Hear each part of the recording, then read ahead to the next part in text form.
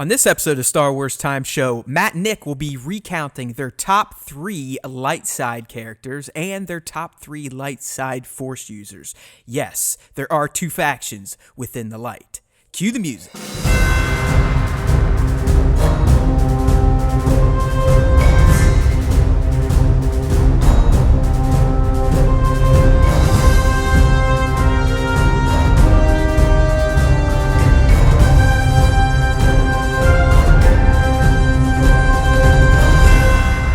Everyone, welcome back to a special edition of the Star Wars Time Show. You know it's always special when these two fools are at the helm, but as you heard from the announcer here, we're going to get into our listicles that we like to do. You know, every now and then on the special cast, Nick and I will like to cook up a fanboy-centric listicle to go over, to riff on, and just to kind of fanboy out on our favorite franchise, which is Star Wars. So this week's listicle theme, as you heard, we're going to break down our personal three favorite light side users, so that's anyone on the good side that doesn't have the Force, and then our 3 favorite light side Force users.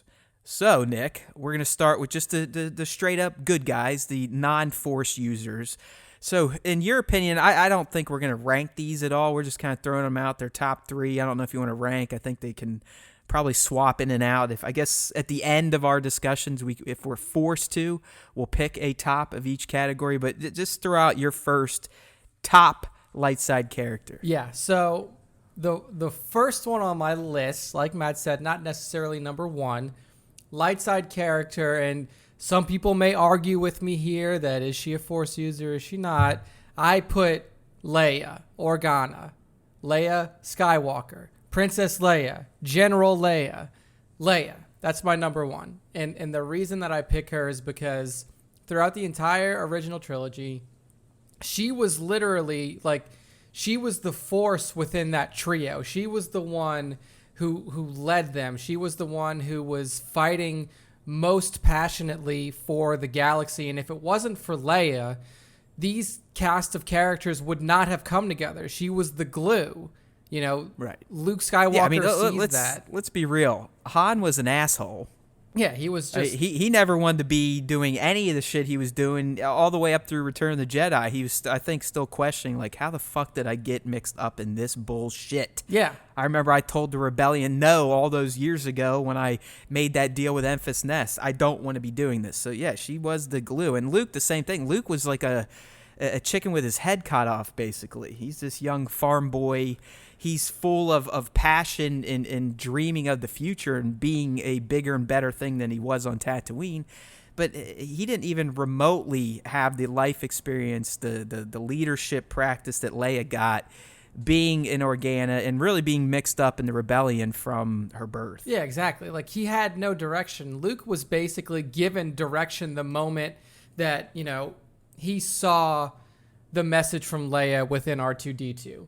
And that's really what drove him along his journey. He sees this message. He's like, oh, my God, I have to save this woman. Obviously, the catalyst kicking him into it was the stormtroopers destroying his aunt and uncle's homestead and killing them, charring them to bits. Yeah, I mean, that's what pushed him over the edge, because when it came down to it, he was still going to be little bitch boy, farm boy Luke. I mean, he basically said to Ben, hey, I'm going to help you get there so you can help this lady, but I can't leave. I can't, I got to work the farm. Yeah, I'll take you to Anchorhead, and that's about as far as I can go.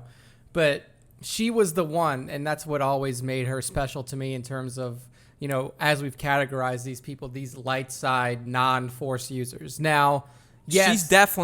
She's definitely on that fine line, my friend, especially after TLJ, and really a lot of the expanded you, where, she was going to take up training or did train a bit with Luke, but decided her, services were best used to lead. So yeah, I trust me, I thought about Leia too. She's hard to discount as a light side user. I was also purposely trying to not pick a ton of mains, which I think we both did a good job with on our list. As we go through it, you people will see that we weren't just sitting here going, yeah, good guys. Yeah, obviously it's Han, Chewbacca, and Leia. Yeah. Right? Okay, done. And then light side Force users, it's Obi, it's Luke, blah, blah, blah.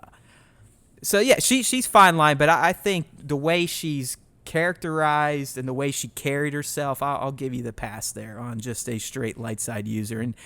And she probably is the greatest, or, you know, Mount Rushmore level light side. Yeah, for sure. If not the lead face, right? I mean, she's right up there. She pretty much has been doing it since she was a little kid. Yeah, I mean, trying to bring down tyranny and oppression. Yeah, I mean, just go back, like you said, into the expanded universe. Look in the you know, video games that happened in that kind of in between 3 and 4 period where she was involved. She, from day one, she was going to be. Well, hell, Star Wars Rebels, she makes at least an appearance or two and works with the rebels. There you go. Kind of fills them in like, hey, I am a rebel. Yeah. But I'm also serving as a senator, and I'm kind of working from the inside out. So, yeah, man, she's awesome. Awesome. All right, so my first light side user, and I'm just going to tell you right off the bat, this would be my number one if Nick was holding a lightsaber to my throat. R2 fucking D2. Oh, yeah.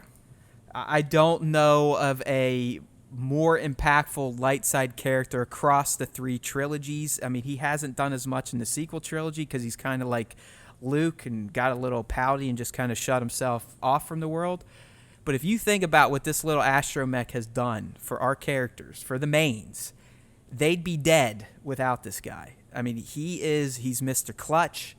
He always comes through in a pinch.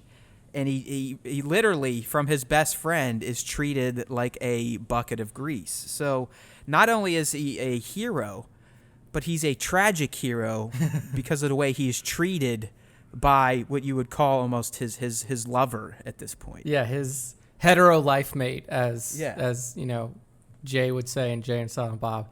But I mean, it's hard to not include R2-D2 in this category because, like you said, not only the original trilogy characters would be dead, the prequel trilogy characters would be dead. He saved everybody's lives when they were getting through that blockade in episode 1. And ever since then, he has been a constant companion to Anakin, to Luke, to anybody that he was, you know, in service to. And also just for a droid, for, you know, people think of droids as like these, you know, they obey their masters, they do what they're supposed to do. Not him. No. Like R2-D2 knows what needs to be done to keep the people that he cares about safe. And that's what makes I always look at R2 as one of the first astromechs to almost become self-aware. And I think others around him learned from that, in particular Chopper. Yep. Bucket. I mean, Chopper takes R2's self-awareness to a whole new level. You know, I mean, Chopper essentially will tell you to go fuck yourself if he feels like it, where I think R2 would use, you know, not as aggressive term. But he's such a character. I mean, he's a character, again, that doesn't speak English lines.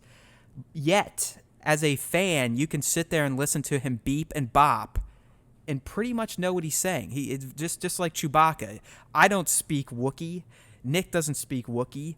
But when he's sitting there going like, I'm like, yeah, he basically told Han to go fuck himself. Yeah, exactly. The same thing with R2. And, you know, he says something and C-3PO reacts like, hey, you piece of shit. It's like, well, yeah, R2 would probably say something to rile him up. But he also takes his fair share of shit from C-3PO too. So love the guy. He's been through hell and back. He's been swallowed by swamp monsters. He's flown through droid factories. He's greased up B-2s. I mean, he's taken down droids triple his size. So for a little simple astromech that was just meant to sit in the cockpit of a ship and take care of it, I mean, he's done some pretty big things with his life. Absolutely. So moving on to my second on my list, and this is where, so R2-D2, Princess Leia, definitely main characters, okay? Matt said that our lists are not filled with mains, and this is where we start to kind of get into these non-main characters. So my number 2 is Bail Antilles.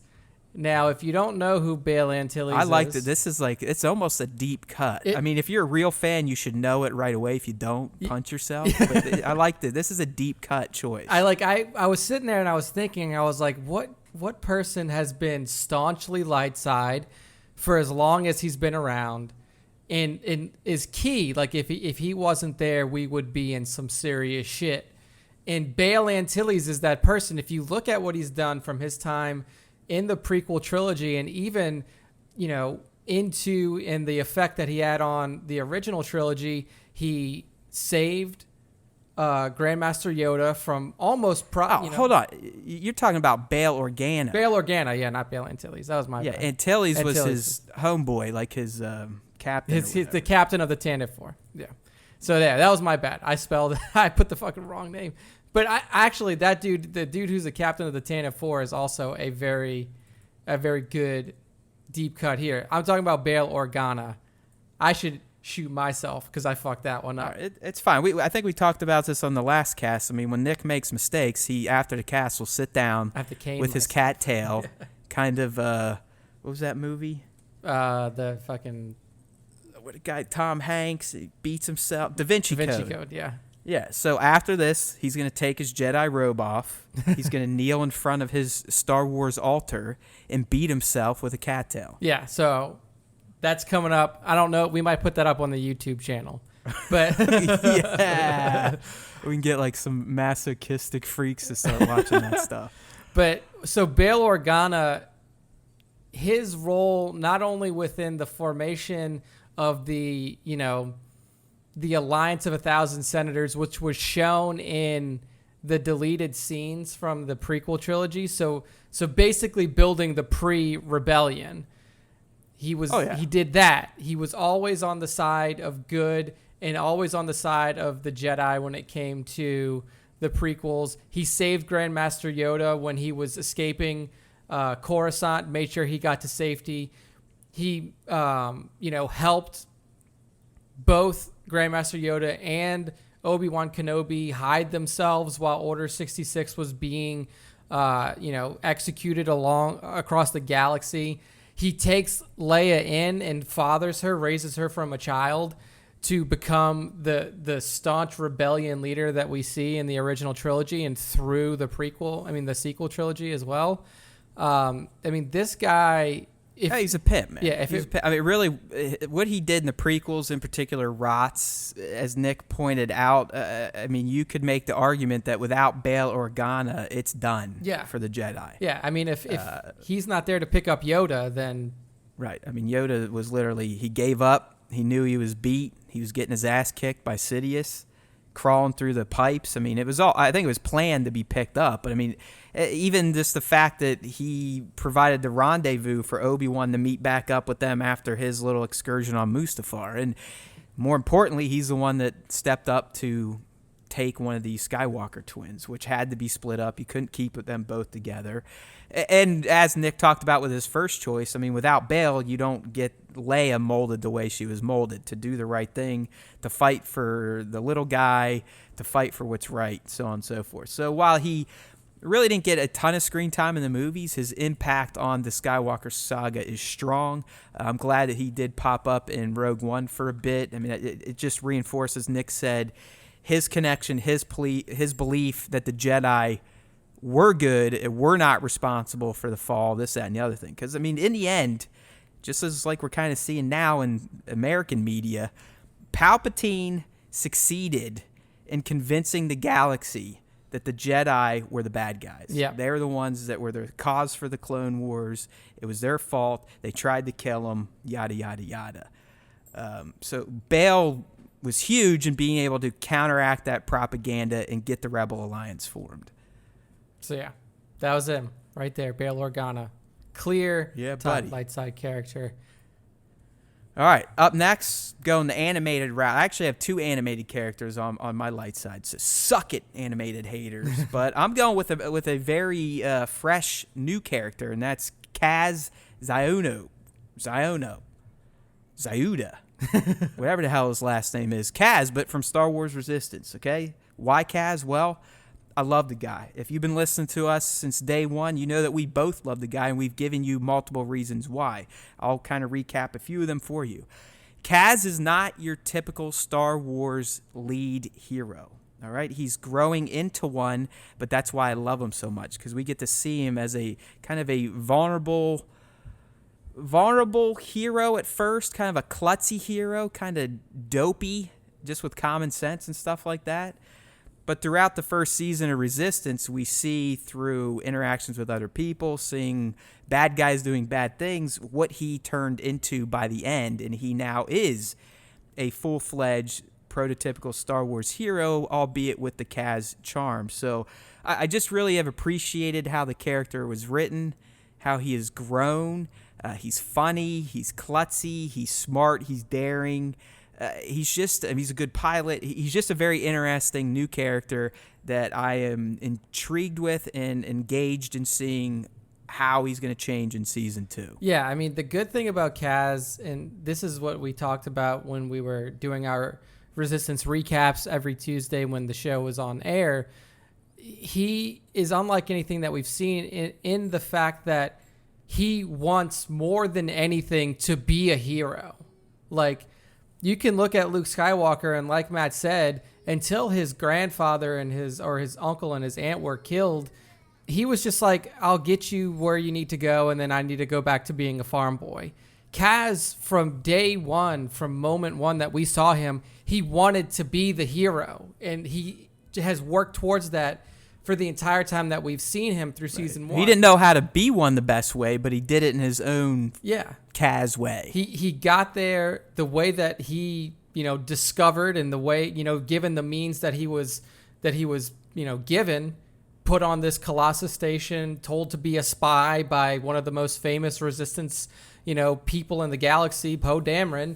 And Kaz is like, well, I don't know shit about being a spy. I'm a pilot, barely a pilot for the New Republic, but I want to make sure that there is no evil in this galaxy, so I'm going to do it. And it's a really unique position for a Star Wars hero to be in, to like actively chase down being a hero. And like you said, his development through season 1 and seeing him turn into that prototypical Star Wars hero was really, really fun. And he's got a long journey ahead of him with season 2 coming up. So I'm excited to see where his story goes. Yeah, I mean, he's a dope in the most loving sense of the word dope. I mean, he's not like a Han Solo. He's not real cocky and brash and in your face. He's not like Luke, where he has these gifts and just kind of gets by on his gifts. He uses what he's got, and it's an intriguing personality, a little bit of piloting know-how, and really he just knows how to work with people. Yeah, exactly. I really appreciate the character. I urge those of you that have kind of passed on Resistance to give it a try. At least watch the first 4, 5, 6, 7 episodes. As we talked a few casts back, it really starts to pick up after the mid-season break. But it's really the reason that show is great is because of its characters, in particular the leads, with Kaz being number 1. Yeah, absolutely. All right, so moving on to my last of the light side non-Force users. And this is one... This is going to be a controversial one here. It's going to be a controversial one for sure. And I picked Vice Admiral Amilyn Holdo from TLJ. Boom. Purple hair. And the reason that I picked her is because, again, similar to Bail, if it wasn't for her actions that she took at the end of TLJ, and not only the actions, but the way that she went about assuming command and leading the remaining resistance, there would be no resistance. The whole thing would be over. And that's what Star Wars, if you look at Star Wars as a whole, primarily original trilogy and then prequel trilogy, the heroes are often not the most powerful characters. So if you look at the original trilogy, like we were saying, you look at the heroes of that, and of course, Luke Skywalker is probably the most famous hero, blew up the original Death Star. But then look at everybody else around him. Billy D playing Lando Calrissian, he blew up his own Death Star at the end of Return of the Jedi, so he's a hero. You see Leia being the hero, the leader of the rebellion. You see Han Solo coming in, and if it wasn't for Han, then Luke Skywalker's dead and he doesn't blow up the first Death Star. Heroes. And it's the same thing for Vice Admiral Holdo. If it wasn't for her actions, the way that she led the resistance, leading them towards Crate when in the face of just tremendous opposition. If you watch her arc in that movie, Poe immediately is trying to overthrow her, and then he eventually does set up this semi-coup. He coups it up. Yeah, and then later to find out, like, she had a plan the whole time. Like, she was doing everything Here's the one thing, and it's not the character's fault, but it's a writing thing that I'll just never quite understand. When I first watched it, I could care less. I was just like, wow, I love the new Star Wars. Why the fuck was she hiding her plan? To this day, it makes no sense to me. Yeah, I know. That was one thing. It makes absolutely no sense. That I argued too. And, like, basically, the only thing is to, like, it was a lesson for Poe. It was for him to learn that, like, you don't need to know everything. Like, you don't need to be, like, you need to trust those in I command. get that, but you'd think in a life or death situation where everyone's just kind of sitting there basically forming ulcers because they're getting shot at and they're running out of gas, you think the boss would be like, all right, people, this is what's going on. If you don't like it, tough shit, this is what we're doing. Yeah, I mean, if you want to, like, try to figure out, like, a plot argument, you could say that, you know, maybe the First Order could tap into the comm signal, and then she could hear, you know, they would hear her say, like, oh, we're going to Crate, and then they would have figured it out anyways because she eventually says it. Yeah. I get it. Again, I'm not trying to shit on the character. This isn't a Holdo problem. This is a writing problem. But I liked Holdo as well. I mean, I love Laura Dern, so it was hard not to like her. But the act that she pulls to take out essentially Snoke's ship and hyper fuck the First Order, love it. Visually, it's beautiful. Emotionally, it's great. I get there's some people arguing out there that should have been Akbar. I think Akbar gets way too much credit as a character. I mean, he said one memorable line, but outside of that, he's a fucking Admiral Fish guy. Like, also, Akbar gets that's Admiral roasted. Akbar to me. It's like, okay, would there really have been that big of an emotional impact if Akbar literally is like, okay, I'm gonna get up there, Leia, and I'll do it. May the Force be with you. No, I mean, I'm not saying I like that Akbar was just unceremoniously sucked out and that's how he died, whatever. But he's fucking Akbar. Yeah, I mean, he wasn't. Who gives a shit? I like the shit that people worry about these days. It's like, okay, it's ridiculous. And I mean, look, the only other thing, Nick, that I think would have made more sense based on the real life scenario that happened because of Carrie Fisher was to have her do it. But at that point, it was all shot. They really had no choice. Yeah, so, exactly. Like, again, I do like the character. I know why Nick picked her. I have no problem with it. I think the way she was written is why a lot of people dislike her. Yeah. Yeah. I mean, it's like, you're right. You know, the unnecessary hiding of information it makes no sense. That's the one thing I just am like, that is just a weird plot hole. Like, it's just stupid. Yeah, it makes no sense at all. But anything else I'm good with. She basically was childhood friends with Leia, whatever. Leia would definitely trust her. And her send-off the first time you see it was absolutely stunning to see. Yeah. So, and then the implications that come from that, like, literally the entire Resistance could have been toasted if she didn't do that. So I mean, she allows Poe and Rose to escape and BB-8. She essentially they were fighting for the lightsaber after she blew it up, right? Kylo and Rey. I think it was or it was during, like, because I think I'm pretty sure she fucks things up. While they're fighting, but then when they're pulling the lightsaber, just shit's already been fucked up. Because it's like right when that fight ends with all the guards, Rey looks through the scope, the telescope or whatever the fuck it is, and she's like, the fleet, we can save them. And that's when Kylo's like, nope, because shit's still going south for the fleet, and she hadn't done it yet. But it's like right at that moment. It's like those two moments are kind of interconnected. Either way, great moment.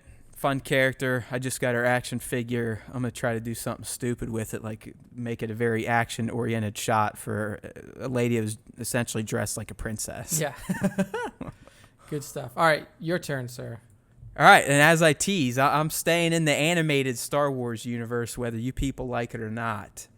And my pick is for a guy that started in animated and now through clever writing appeared in Return of the Jedi, and that's Captain fucking Rex. And yes, I'm adding fucking everything here because that's just how I talk. I haven't even been drinking today, people. It just happens. Why do I like Captain Rex? Well, let me count the ways. Well, first and foremost, he's established early on in the Clone Wars, which I think is a fantastic animated Star Wars series. To me, it's the only good prequel storytelling out there. Live action stuff, yeah. So, we get Captain Rex there. You see the bond he forms with Ahsoka, Anakin, General Kenobi, but more so with Ahsoka and Anakin. I mean, he's part of Anakin's 501st, which eventually goes on to be his death squad. That's neither here nor there. Captain Rex was always kind of the face of the clones. I mean, there was, I think, 4 or 5 other ones. They've actually made it into the game. Nick and I always talk about it. You know, Echo, Fives, Cody. Yep. Who else we got? Gree was another named clone, but he wasn't. He's not featured in the. Wolf was one, but Rex always seems to be the most standout, iconic clone from the Clone Wars franchise, and he was such a great character. They kept him around in Rebels, aged him, showed us. You know, he's kind of bald, chubby, he had that beard, and then as I said, as Rebels continued on, they made it canon that Captain Rex is that old guy with a beard you have seen in Return of the Jedi since 1983. And I love how they were able to tell his story in a way that started animated and he ends up canon live action. I think it's fantastic. Plus, he's just a great character. He always has sage advice, but he's a tough soldier. He's a war hero. He's always going to fight for his brothers. He's always going to stick up and do the right thing. So, Captain Rex, fantastic light side character. Yeah, and I mean that's coming from a position like a clone trooper where they're essentially designed to be dispensable, to be forgotten. Nobody. A yes man, yes ma'am. Yeah. So the fact that, like you said, he can overcome being what's basically a nobody and then turn into one of the longest serving rebellion, you know, serving the light side soldiers all the way through. I mean, that's an unbeatable arc. Yeah, I mean, just the fact that he's a clone that lived that long and escaped the Order 66 programming. I mean, he was a tough son of a bitch. And what did it for me, Nick, is the fact that he went not even full circle. I mean, he evolved into a flesh and blood character. Yeah. Yeah. It was convenient. I'll admit that. It was convenient, but I love it. I love those lore nuggets. To me, that's what makes shit like franchise special. When you have little lore bombs like that. Like the shit people worry about women being leaders or people of color. Like that didn't even scratch my brain's surface. I am always worried about with new Star Wars stuff. Is the lore going to be treated appropriately? Will it add to the lore in a great way that's going to make it even better than it was before? Yep. Totally agree. So that rounds out the top 3 light side non-Force users for both of us. You know, you can argue with me on Leia. That's okay.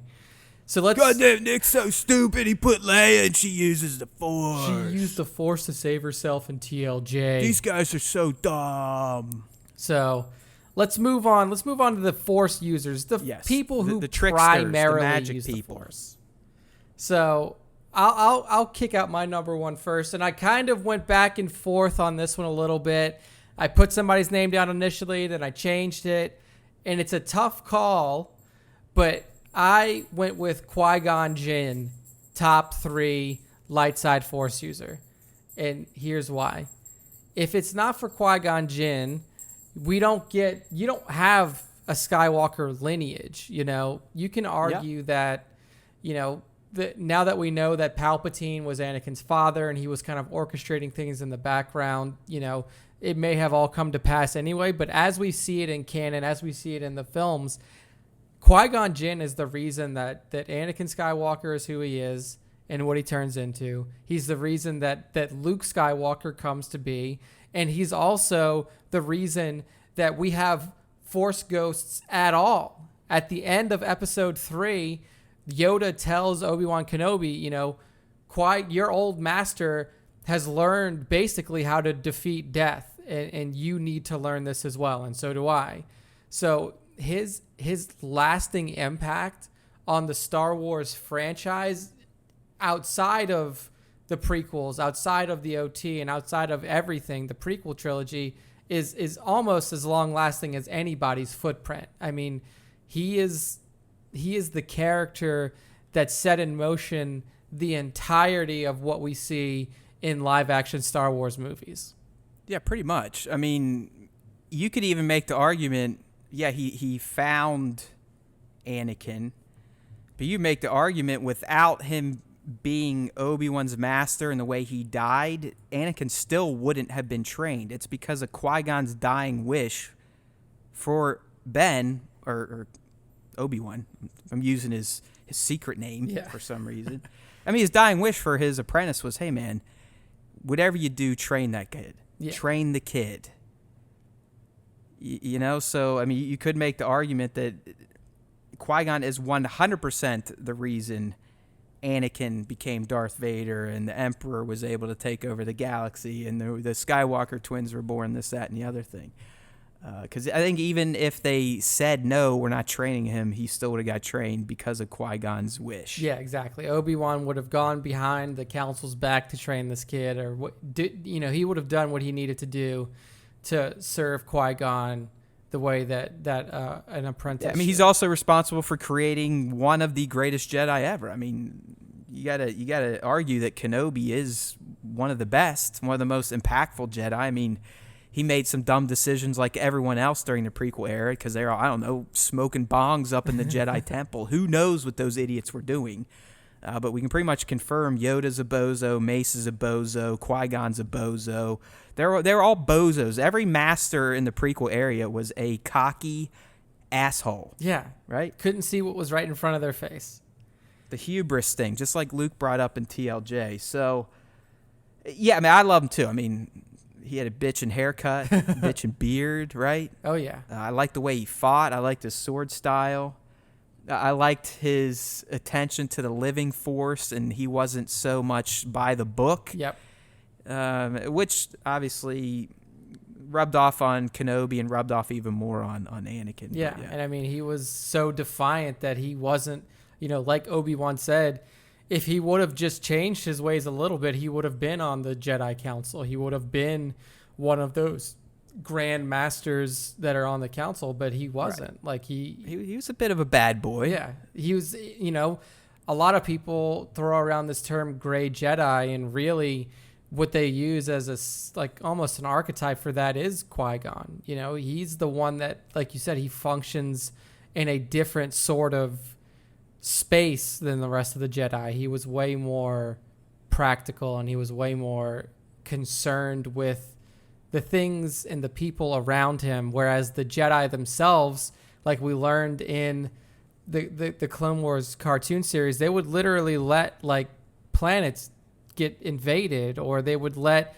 villages get destroyed. They only cared about their fucking code. Yeah, exactly. Which was bullshit.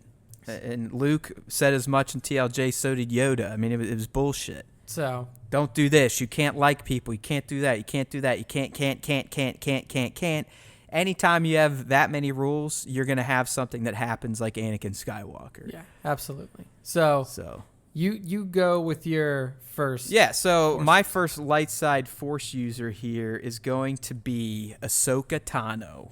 All right, I'm definitely on an animation kick. I don't know why. It's just where my head was going today when I was thinking about my tops. But I also didn't want to pick just obvious ones, even though my next two are pretty obvious. So Ahsoka, fantastic. I mean, did I ever think that Anakin would have had a Padawan? No. So I like that aspect of it. I like her nicknames, Snips, Fulcrum. I like the fact that she could bust Anakin's balls. I also like the fact that she taught Anakin a lot of things.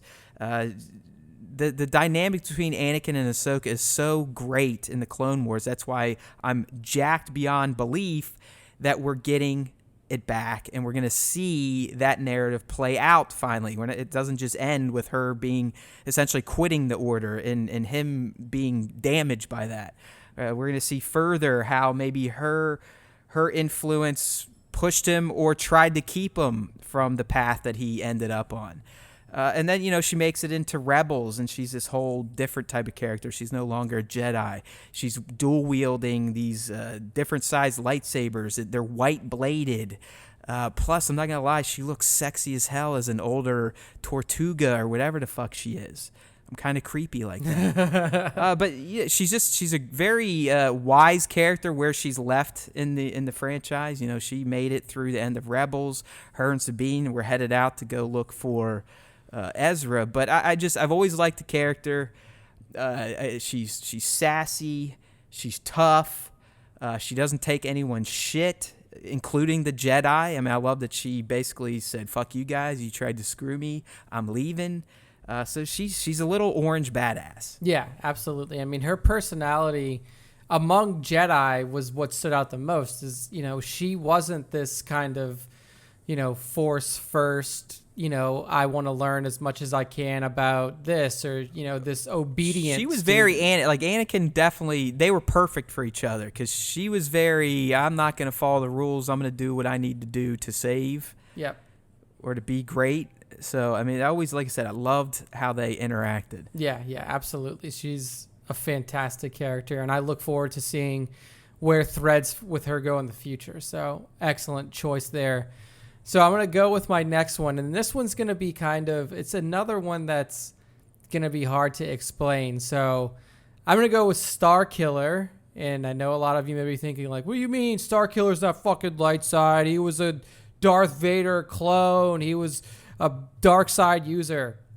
Play through Force Unleashed all the way, and you see the turn. You see the moment, and you see the fact that Starkiller had as big of an impact on the success and the survival of the rebellion as anyone did at that time. So Starkiller, a.k.a. Galan Marek, that was his real name, was essentially taken from Kashyyyk as a child by Darth Vader, trained to be his apprentice, and then throughout the story of Force Unleashed, he learns, and he starts on the path of the light side and ultimately allows the rebellion to survive with his sacrifice at the end of Force Unleashed 1. And if you just think about his immense, obviously the Force Unleashed was all about how powerful the Force can be. And if you think about the immensity of his power, being able to pull down a Star Destroyer from out of the fucking sky, just everything that you see him do, throw fucking TIE fighters aside with just the Force, and it was incredible. And not only, his powers, but his arc and what he became within the rebellion and within the greater structure of the light side of the galaxy was really powerful to see in that first Force Unleashed game. Yeah, so I'm a big Starkiller Galan guy myself. I actually think in terms of the calling of the old EU, losing him in the Force Unleashed story as canon was, to me, one of the most egregious things. I just, as Nick said, I love the story of that game. I mean, I love the game itself, but I like the story even more. I thought the character was great. I loved the way he looked. I loved the way he fought. And like you said, his turn was huge because at that time, it was kind of canon. We saw who he was working with. I mean, he was interacting with Leia. I think Bail was there. Yep. He had some... You know what, dude? Now that I think about it, his light side outfit is essentially the model of JKR and Swago.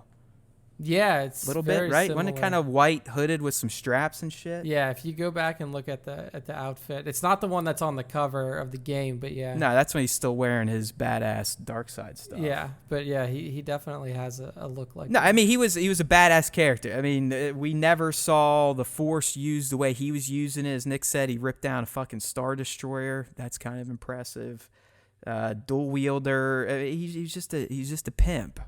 And like I said, it's a shame that he's been scrubbed and he's now just a legend, because I did like the story they were trying to tell. Again, it all goes back to this. They just added a new wrinkle of lore to the rebellion, and I was like, this is awesome. I mean, I live for that type of Star Wars shit. So I do agree. I mean, that's why Starkiller should be on this list. Okay, so my next light side Force user here, I'm going to go with a sequel trilogy person, and that is Rey. I know a lot of you motherfuckers hate her, think she's a Mary Sue. I could care less. I love the character of Rey. I've loved her from the first time I saw her TFA and I heard her theme when she's sliding down that dune on her shield or whatever it was. She's a different type of character. I know a bunch of people think she's OP because she's not a Skywalker and can use the Force. That was kind of the point of some of the story being told in TLJ, which I do appreciate. But that's why I like her. I like her that she is kind of a nobody for now, and that she is a boss, and that she does have these powers, and that she does seem OP. So what if she kicked the shit out of a brooding, emotionally devastated Kylo in TFA? That just goes to show you how strong she is with the Force and what she can do with her own abilities to maximize her connection with it. I like that she's vulnerable and weak in that first movie, and then how she changed into the stronger woman in the second one, essentially telling the Legend of the Galaxy to shit or get off the pot. She was never sitting there whining about how Luke was treating her. She was never feeling sorry for herself, sobbing. You know, what'd she do in the end, Nick? Ultimately, she kicked his ass and said, if you're not going to fucking do this, I'm out. I'll do it myself. And that's what she did. And that's why I like Rey. And fuck, how can you not like her after seeing that shot from the new trailer? I mean, that just bolsters my case. That's, to me, I think is going to be one of the most visually stunning shots in all of Star Wars. It could be one of the coolest action moments in all of Star Wars when we see it play out in full. So, Rey from nowhere, love you. I think you're fantastic. To me, you'd go up on the Rushmore of light side Force users. You're very interesting. You're not your prototypical Force boss because you're not a Skywalker. You're not a dude. And you're just kind of a badass that a bunch of people want to be. Yeah, and what really makes her a badass in my mind is that she's a survivor. Like, she was abandoned at a young age on Jakku, didn't have like Luke had. She didn't have a family. She didn't have an aunt and uncle to just look after her and treat her like any other family member. She had to survive on her own. Her only guardian, quote unquote guardian, was Unkar Plot, and he was just, all he cared about was the scrap that she could bring him. So the fact that she was able to not only survive in the harsh desert of Jakku, but also survive with the mental anguish of knowing that she was abandoned there by her parents, by, who we assume to be her parents. And from probably the age of 6 is what she looked like in that scene that we saw. From the age of 6 was just surviving on her own and made a life for herself.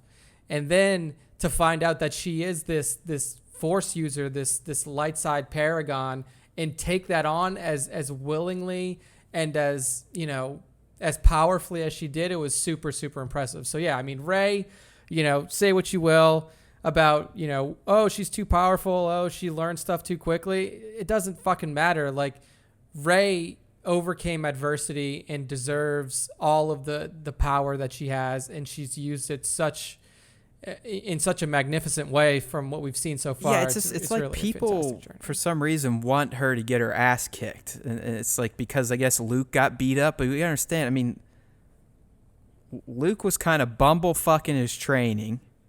And he was going up against the most, at one point in time, someone that was called the Chosen One. Yeah, exactly. Right? Like Rey's fighting an emotionally frayed, emo dipshit who just killed his dad and probably didn't really want to kill his dad because he doesn't know what the fuck he wants in life. So it's different to me. I mean, and that's why I like her. I like her that at first she was reluctant. I don't want this bullshit. I'm scared. I just want to find my family. She figures her shit out, does some impressive stuff in TFA, and then by TLJ, she's like, all right, I'll go ahead and take on this challenge. I'll go ahead and help all these bums because I have these magical powers. Why not? Yep. I don't need to be a Skywalker to do it either. So I love the character, love Daisy Ridley. I would love to see Rey come back post this sequel trilogy, but probably not going to happen. You never know. We'll see what Kathleen Kennedy and Lucasfilm have in store for the members of the prequel trilogy. But we're moving on to our last one, and up to this point, Matt and I have had no crossover between it's our first our shared characters. exclusive here. Yeah, and of course it would be none other than Luke Skywalker himself. I mean, if you think about the journey, not only within the original trilogy that we see with Luke, but through what we've seen of the prequel trilogy so far. I mean, of the sequel trilogy so far. Got those two mixed up. How dare you? I know. Luke would never be in the prequels. Yes, he's way too good for that. He told us in TLJ how much he hated what happened in the prequels. Yeah, even, calling out Darth Sidious by name, saying that the Jedi were blind. Good call out, though. But Luke Skywalker is the quintessential hero. He is all that people gravitate towards when it's Star Wars. When you talk about Star Wars, people immediately think of Luke Skywalker. He is the be all end all for Star Wars light side, whether they be Force users or not. Characters. I mean, it just even in universe, he's everything. I mean, again, that's Luke was a little wonky. I still don't like how he treated Rey, but ultimately, I did appreciate the direction they took to kind of show that you don't need to be a Skywalker to be a Force god. But Luke is also a fragile human with emotions, just like the rest of us. He isn't Superman. And, that can fuck people up. I mean, he believes he caused the second down or the third downfall of the galaxy. And he caused the next galactic civil war with Kylo. And he just kind of was like, what, fuck it. I'm better off taking myself off the board. Yeah, so. I mean, he's human. And that's what really makes Luke special. I mean, if we look at the Jedi of old in the prequel trilogy, they had a lack of humanity feel about them. They were these staunch... Right. I mean, they were essentially brainwashed from the time they were babies to become Jedi. Like the Jedi way was beat into them. Luke didn't start training until he was 18. I mean, that was like unheard of. You saw how much of a fit they put up when they wanted to train his dad at 10. And they just did not want to do it because you could argue, just like the First Order does with their troopers, they can script kids and brainwash them to fall in line with their ideals. So Luke didn't have any of that brainwash. I mean, that's why he didn't quite always listen to what Yoda and Obi-Wan were telling him. That's why he would run off head first, headlong, headstrong, whatever you want to call it, to go try and save his friends, this, that, and the other thing. And Nick's right. I mean, his arc in the original trilogy, it's fantastic. He's kind of dumbass farm boy, gets lucky because of, he's got a connection to the Force and A New Hope, to slightly arrogant Jedi Padawan in Empire who thinks he's stronger than he is until he gets his ass kicked. And then in Jedi, you have the humbled Luke who ultimately overcomes the failings of his father to redeem his father and ultimately take out, for the time being, now that we know, Palpatine. Yeah, exactly. And he did one important thing that made his training with Obi-Wan and with Luke so difficult, or with Yoda so difficult. It's that he embraced his emotion, where in the original Jedi Order that was run, in the prequel days by Yoda and Mace and all that, one of their primary tenets was there is no emotion. And that Luke quickly realized that, in his situation and in reality, it's impossible to function outside of emotion. And that's what really, that's where Luke drew his strength from, was from the love that he had for his friends and his sister and his family and his father eventually. Well, yeah, ultimately what saved the world was the fact that he loved his dad dearly and could see that there was still Anakin in there.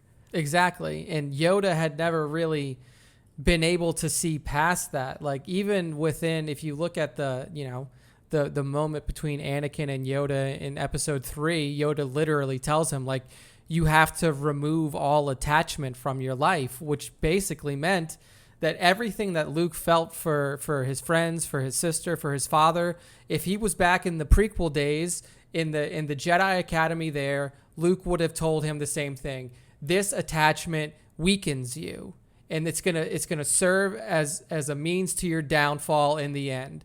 And Luke proved at the end of Return of the Jedi that it was his emotion that powered him and that made him strong and that gave him the ability to shrug off the dark side when he was being tempted. Oh, he tapped into it. I still contend to this day there's no better scene in all of Star Wars than the last act of the throne room fight between Luke and Vader, in particular, where Luke is hiding in the dark as Vader is taunting him and reading his mind, and he figures out about Leia, and that's when Luke snaps. That's when he finally, like his dad, taps into that dark shit, screams out no, chases after him, and starts beating him with power that he had never used before. That's why, for the first time in the original trilogy, he was able to take Vader down handily, like beat him down. I always used to think like, oh, Vader fell over and he got hurt because Luke chopped his arm off. When I was a little kid, I honestly thought that was the winning stroke was the arm slice. That was nothing.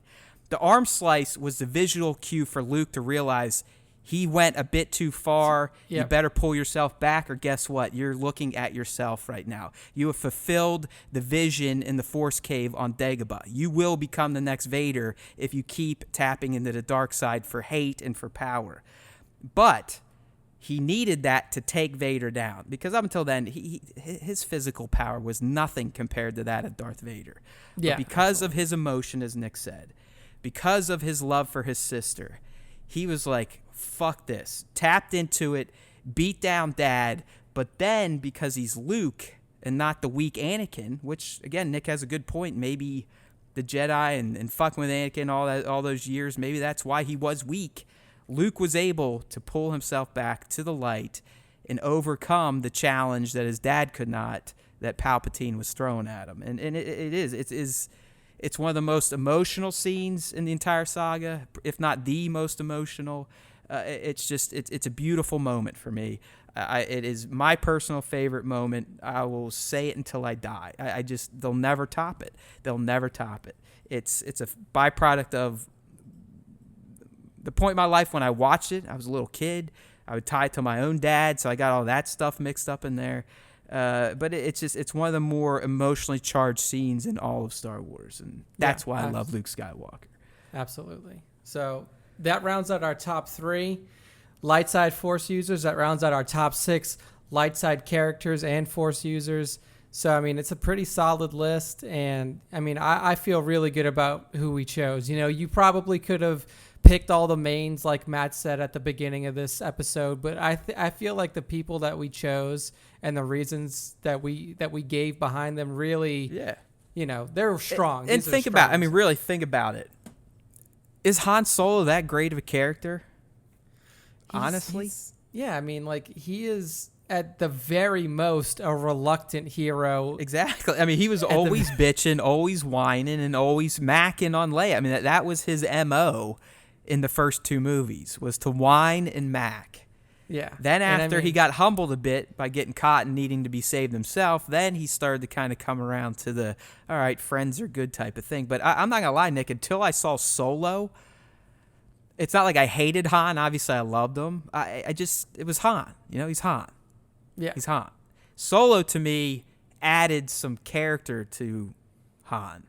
Added a little bit of humanity. Exactly. I mean, that's one thing that Han lacked, is that because of what you mentioned, like his kind of lackadaisical attitude towards everything, and like even at the end of Return of the Jedi when they're talking about like, who's going to be doing these missions, Lando gets called out as the general who's going to lead the assault on the Death Star, and Han's like, oh, good luck. Like, he still has this kind of nonchalant attitude towards the whole thing. But then in Solo, like you said, he gets humanized because you get to see him in a state in his orphan state, and trying to make himself into something in the galaxy. So yeah, I mean, Solo really did a great job of bringing out like the actual core of who Han Solo is. Yeah, so, we could throw in Goldenrod, this, that, and the other thing, but there's always another day. There's always another Star Wars time show. And as we've always said, there's always time for Star Wars time. It's not that hard to figure out. So, my friends, we're going to leave you with that. Next special cast or down the road, we'll flip the script and we'll do our bad guys and our dark side users countdown. So hopefully you enjoyed this listicle talk. But now it's your turn to help us. We helped you. Now you help us. And how did we help you? Well, we just gave you an hour of entertainment or an hour of boredom to put yourself to sleep. Either way, we helped you. So now go ahead and return the favor. And you can do that by going to StarWarsTime.net. Hit that top right corner if you're on a desktop. Hit the hamburger menu if you're on a mobile device. And look for subscribe to podcasts. That's where you can subscribe to the podcast platform of your choosing. And we've got a shit ton of them. If you don't like podcast platforms, shame on you. We've got you covered with YouTube. That's in our right sidebar. Check it out. Click on the button, and you can subscribe yourself. And once you do sub, you're not done yet. I know we ask a lot, but if you could like, rate, review on any platform as many times as they'll allow you, it helps us immensely, exponentially. It's amazing what those ratings, likes, and reviews can do for Star Wars Time. So until next time, get to subbing, get to liking, get to rating, get to reviewing, and may the Force be with you always.